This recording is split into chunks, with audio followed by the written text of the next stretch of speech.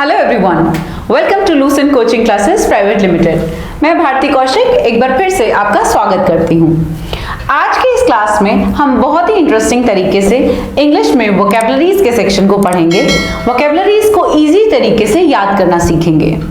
जितने भी general competitions हैं सभी में इंग्लिश की बहुत वेटेज है और इंग्लिश में भी सबसे ज्यादा प्रॉब्लम बच्चों को वोकैबुलरीज को याद करने में होती है। तो डोंट वरी, इसका सॉल्यूशन मैंने कर दिया है। आज की क्लास में हम इतने इंटरेस्टिंग तरीके से करेंगे कि ये हमेशा आपको याद रहेंगे। देखिए, आपको समझाने के लिए आज के लिए मैंने रूट वर्ड चूज किया है फोबिया। फोबिया का मतलब होता है फियर, यानी कि जब भी किसी वन वर्ड सब्स्टिट्यूशन में किसी भी जगह फियर के बारे में, डर के बारे में बात की जाएगी तो हम रूट वर्ड यूज करेंगे फोबिया।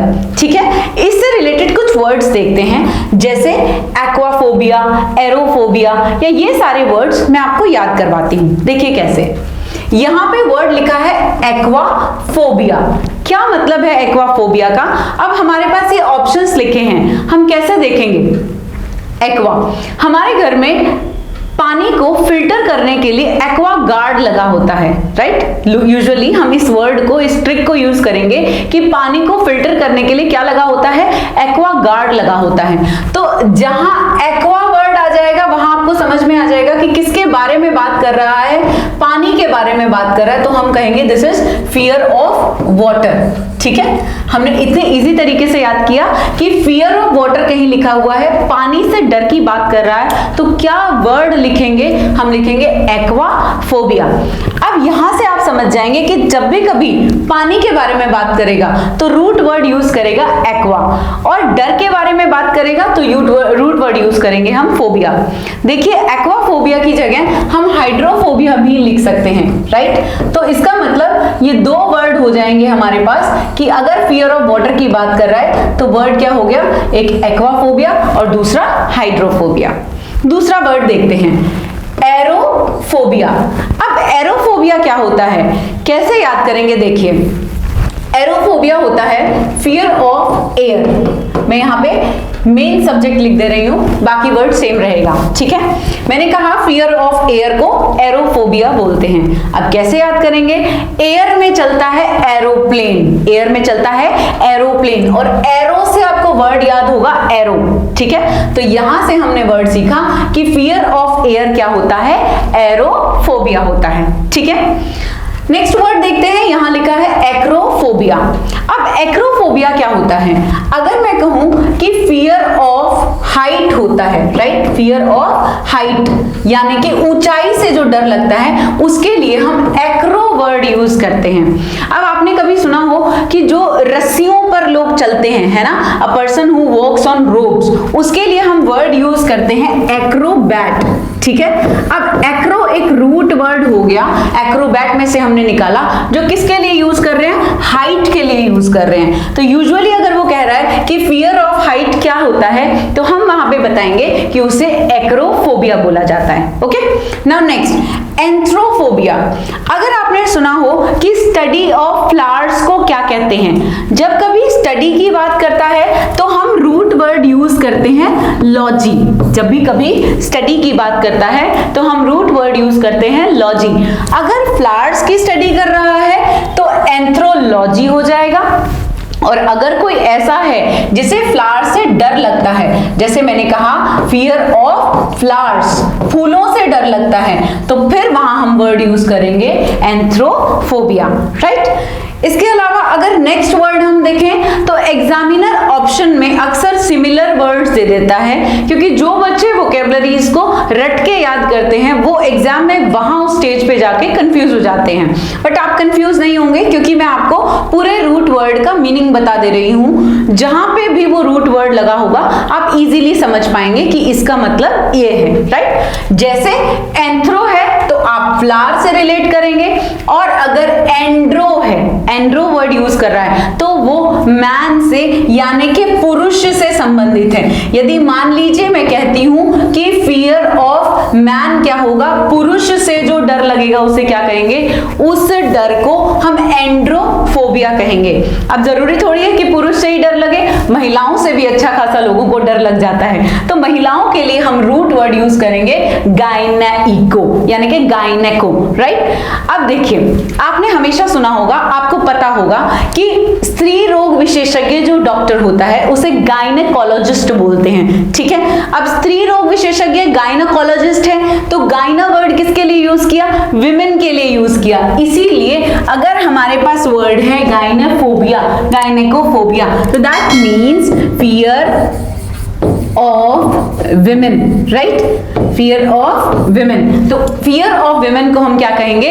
गायनेकोफोबिया। जरा ध्यान से देखिए, हमने कहा एक्वाफोबिया यानी कि फियर ऑफ वाटर, इसको हम हाइड्रोफोबिया भी बोल सकते हैं, ठीक है। मैंने कहा एरोफोबिया, एरोप्लेन चलता है एयर में, तो एरो वर्ड से हम याद करेंगे एयर, तो that means fear of air. अगर मैंने कहा एक्रोफोबिया, तो एक्रो मतलब हाइट, ठीक है, तो आपको याद रहेगा एक्रोफोबिया इसका मतलब फियर ऑफ हाइट। अगर लिखा है एंथ्रोफोबिया, तो फियर ऑफ फ्लावर, यानी कि फ्लावर से जो हमें डर लगता है वो क्या होगा? एंथ्रोफोबिया।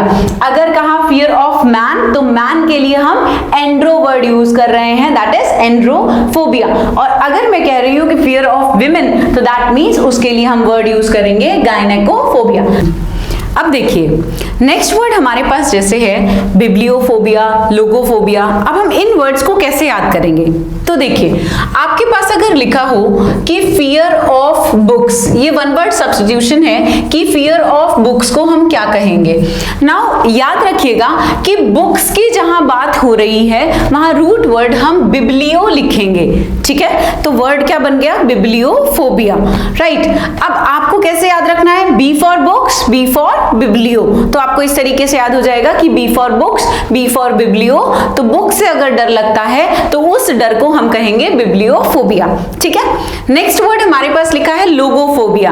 अब जैसा मैंने आपको बताया था कि किसी भी चीज की अगर हम स्टडी करते हैं, अध्ययन करते हैं, तो हम वहां पे रूट वर्ड यूज करते हैं लॉजी। तो लॉजी वर्ड यहाँ पे क्या बन जाएगा? लोगो।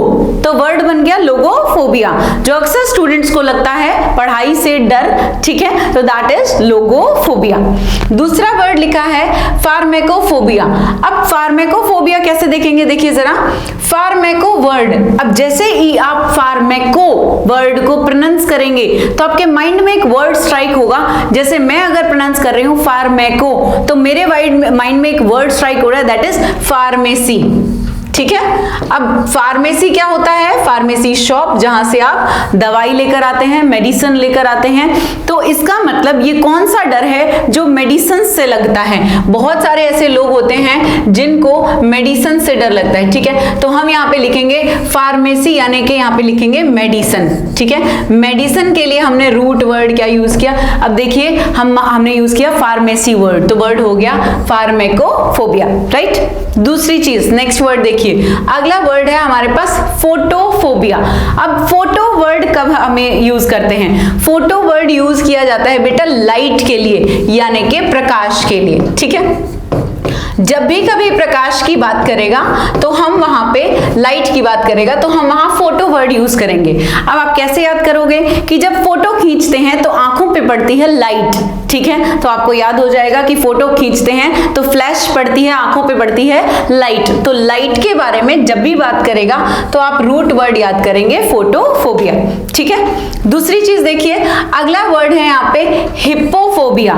अब हिप्पो वर्ड सुनते ही आपके माइंड में, बिल्कुल मैं समझ गई, हिप्पोपोटामस आ रहा होगा, बिल्कुल ठीक कह रहे हो। हिप्पोपोटामस को हम हिंदी में क्या कहते हैं? दरियाई घोड़ा। तो देखिए, घोड़े को हम इंग्लिश में कहते हैं हॉर्स, ठीक है। क्या ट्रिक बनेगी हमारी? हिप्पोफोबिया, हिप्पो मतलब हिप्पोपोटामस, हिप्पोपोटामस को हम कह रहे हैं दरियाई घोड़ा और घोड़े को हम क्या बोल रहे हैं? हॉर्स। तो इसका मतलब अगर मैं यहाँ पे कहूं कि फियर ऑफ हॉर्सेस क्या होता है, तो आप बताएंगे फियर ऑफ हॉर्सेस हिप्पोफोबिया होता है। एक मूवी थी ना वेलकम, तो उसमें नाना पाटेकर को वहां पे दिखाते हैं कि क्या होता है, घोड़ों से डर लगता है मूवी में, तो दैट इज हिप्पोफोबिया, ठीक है। आप जब भी आसपास कोई चीज देखते हैं हमेशा उन्हें ऑब्जर्व कीजिए, आप अपने सराउंडिंग से ही बहुत नई नई चीजें सीख सकते हैं, ठीक है। नेक्स्ट वर्ड देखिए, अब नेक्स्ट वर्ड की मैं बात कर रही थी बट उससे पहले मैं एक बार रिवाइंड करा रही हूं कि फियर ऑफ बुक्स के लिए बिब्लियोफोबिया, जहां मोटी मोटी किताबें देख के स्टूडेंट्स को डर लग जाता है तो वो बिब्लियोफोबिया हो गया। अगर मैं पढ़ाई की बात कर रही हूं कि पढ़ाई से किसी को डर लग रहा है तो वो लोगोफोबिया। अब पढ़ाई की जब बात आ जाती है तो सबसे ज्यादा स्टूडेंट्स को फियर होता है मैथ्स से या इंग्लिश से। और मैथ्स की बात करूं, अरिथमेटिक की मैं बात करूं तो दैट इज अरिथमोफोबिया। तो अरिथमोफोबिया आप यहीं से समझ जाइएगा कि ये फियर ऑफ मैथमेटिक्स है यानी कि मैथ्स है। ठीक है, अगर किसी को मैथ्स से डर लगता है तो उस डर को हम क्या कहेंगे, अरिथमोफोबिया, राइट। और इंग्लिश से अगर डर लग रहा है तो उसे क्या कहेंगे, एंग्लोफोबिया। तो इसका मतलब फियर ऑफ, अगर इंग्लिश की बात करें तो फियर ऑफ इंग्लिश को हम कहेंगे एंग्लोफोबिया। ठीक है, दूसरा मैंने वर्ड यहां पे लिखा है डेमोफोबिया। अब देखिए जनता क्या मांगती है, डेमो। ठीक है, ऑब्वियसली आप भी पहले क्या देखेंगे कि टीचर कैसा पढ़ाता है यानी कि डेमो। ठीक है, जब भी कभी जनता की बात कर रहा है तो रूट वर्ड यूज करेंगे यहां पे, यानी कि मैंने लिखा कि फियर ऑफ पीपल क्या होगा, तो जब भी पीपल यानी कि लोगों की बात करेगा तो रूट वर्ड यूज करेंगे हम डेमो।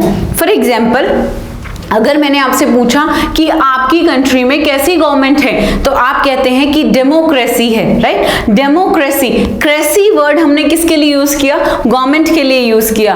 और डेमो वर्ड क्यों यूज किया, क्योंकि you have a kind of government that is for the people, by the people and to the people. That means लोगों के द्वारा, है ना, यानी कि लोकतंत्र, जहां लोगों की बात हो रही है वहां आपने रूट वर्ड यूज किया डेमो। तो वर्ड क्या बन गया, दैट इज डेमोफोबिया।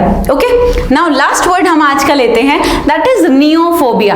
अब नियो वर्ड के लिए हम कैसे याद करेंगे, आप हमेशा याद रखिएगा कि न से नया और न से नियो। ठीक है, कैसे याद करेंगे, एक बार प्रोनाउंस कीजिए, न से नया और न से नियो। तो आपको याद हो जाएगा कि जब भी नई चीजों की बात करेगा यानी कि फियर ऑफ न्यू थिंग्स की बात करेगा, जब भी न्यू थिंग्स, नई चीजों की बात की जाएगी तो हम वहां पे रूट वर्ड लिखेंगे नियो, इसीलिए हमारा वर्ड बन गया नियोफोबिया।